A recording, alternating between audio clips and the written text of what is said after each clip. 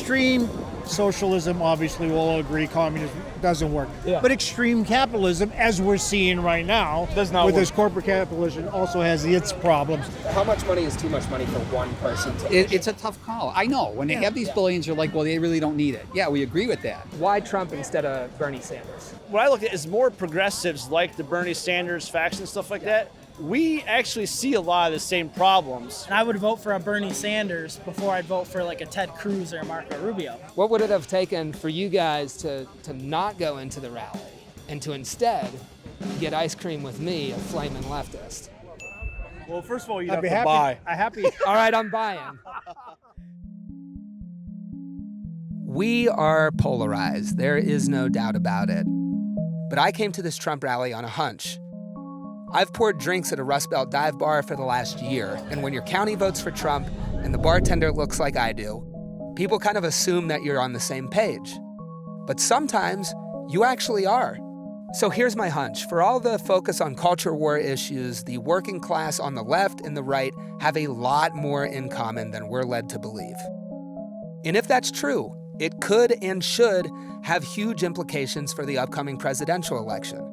So I went to Erie, Pennsylvania to find out. Are we rolling? Okay. We're here at the Trump rally today. Why did you come out today? To support my 45th president. He didn't lose. He called out the Washington establishment, and I absolutely loved it. You know, he's definitely not a Republican because Mitch McConnell and them would be backing him and DeSantis would be running against him. You're obviously not a Democrat no more, so we're more of a politically homeless faction that loves America and will make all the changes that we can to make it great. Prices are just higher. Like, you go to the grocery store, Yeah. I buy the same thing every time I go to the grocery store. I spend $102 at Aldi's. I was just telling my uncle this. Yeah. I'm spending over $200 now. Yeah. So things are more expensive. I think people are more scared. Our money doesn't have no value, and that's why we're having problems.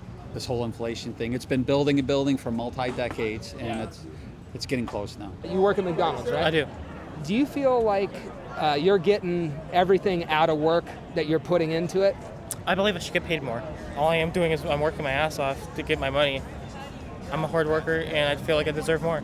I work down in West Virginia. Yes. Yep, on the rigs for evil Big Red, Halliburton. Yeah. Oh my God. Halliburton, we were 2 weeks on, 1 week off, so you never got to go home. We were the lowest paid of all the workers out there. I only made $13.50 when I got hired on. For Halliburton. For Halliburton, yep. Probably wouldn't even have an Iraq war if it wouldn't have been for the Halliburton and Cheney and stuff. We were expendable, that's all it was. Halliburton, Big Red they called it. You're just part of the machine and the machine can be replaced. As expendable as, people who went over to fight a rich person's war in Iraq. Yep, pretty much. 5 years ago, I came to the realization that I've been hoodwinked. I have zero respect for Dick Cheney. I have zero respect for George Bush. What did it for you there, and why did you end up going towards Trump?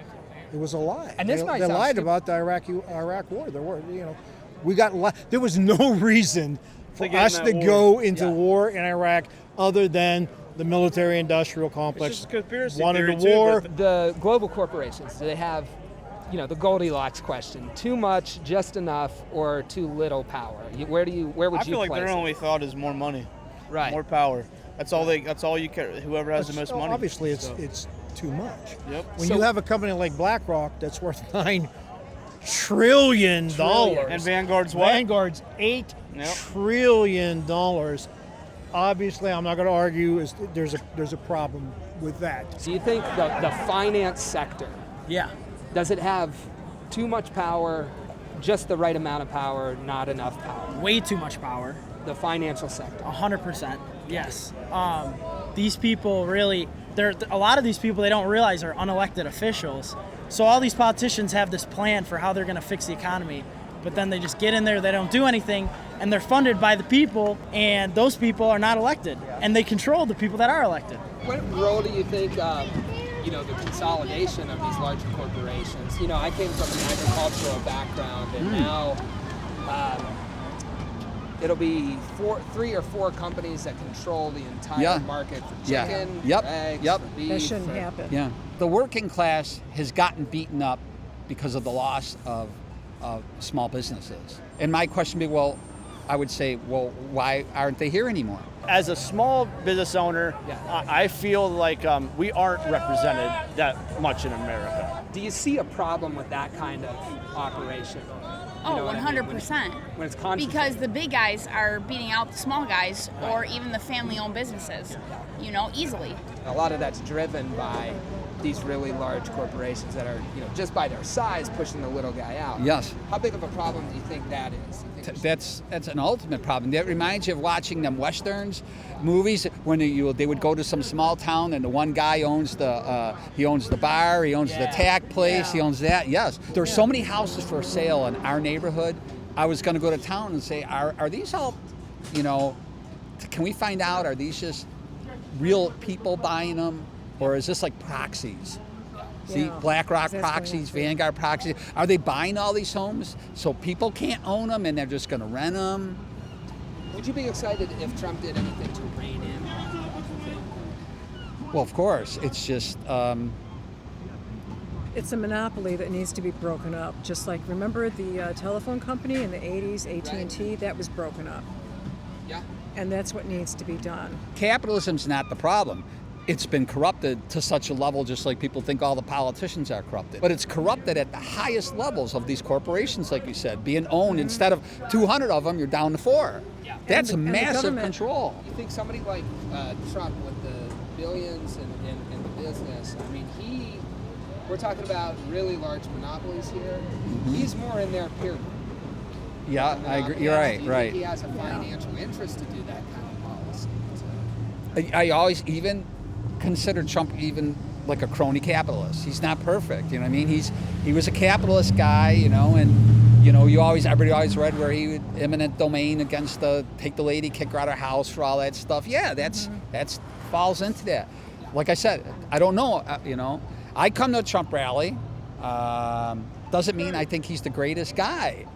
Can you really trust a billionaire? Help me understand why that's a thing for you.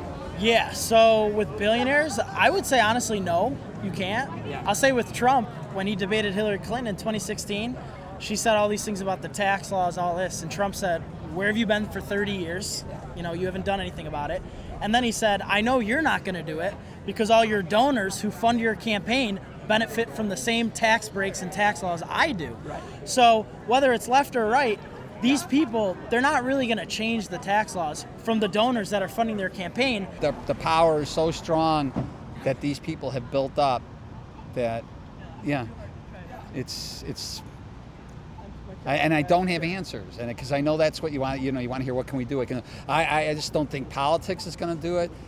Just getting in like Civil War thing is just who wants to do that kind of stuff? You know what I mean? I'm kind of in the same place. I don't have the answers. Will politics do it? If politics doesn't do it, what else will? I look out at a couple 100,000 workers at UPS recently. Yes. Did they vote on it yet? So Did they it haven't pass? voted on it yet. I heard about that. It was negotiated, and there was, threat of the strike. They were really organized. They won $30 billion over the term of that contract.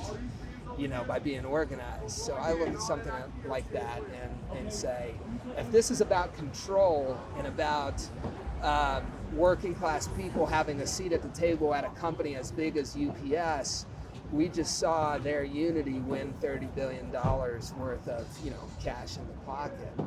Does that sit well with folks? Nonviolent direct action does work. We've been hearing all about the boycotts. You just mentioned 100,000 people. That's a lot of people. You don't want to mess with that. This contract was $30 billion. That was from workers standing together. Didn't have anything to do with government. Is that something you guys support?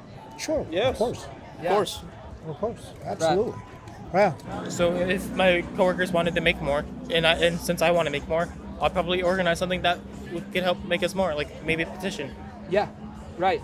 Or union activity. Yes. A lot of that. Yeah. And would you be really excited by Trump coming out and supporting workers who are doing that? Yes. Seeing Trump on a picket line? Yes. Yeah. Hot button issues. You can't get away from them. You never hear about UPS. Not today. No, honestly, I didn't know about it until you told me. Why do you think that is? So they just made a big move doing that too. Because who's running the show? Listen, we lost our republic decades ago. we're living in an oligarchy. So they're the ones calling the shots because that's where the money's come from. The media, everybody. You'll see things like the board or whatever they put on, the TV. You'll have Or trying to divide people. Yes. A lot of the stories are trying to divide exactly people. divide, keep them off the ball. We're not supposed to be doing this. Yeah, like it's weird that it's that. They want. I weird feel like that this is we're all for talking. distraction, to be honest. Yeah, They want us to argue. It is. That's Yeah, exactly. I mean, They want us It's to this argue. facade of Yes. or there's two sides when in reality there hasn't been two sides since the 1980s. These are just the conversations that we had at one Trump rally, but you saw it. It did not take long to find people who agree that politicians should reject the money from billionaires, should break up massive corporate monopolies, end forever wars, and join workers on the picket line. And you would never know that if you just watched Fox or CNN. So let's try a thought experiment. What would it look like if for this one presidential election, we had conversations like these that focused on the working class, what they demand, what they need, what they deserve? What would the debates be about? What would the candidates' platforms be like? Who would ultimately win, and how would they be forced to deliver? Thanks for watching our video. If you like this story and you want more stories like this, be sure to like and subscribe to the channel to get more Perfect Union in your feed. And if you have stories that you want us to investigate, drop them in the comments below.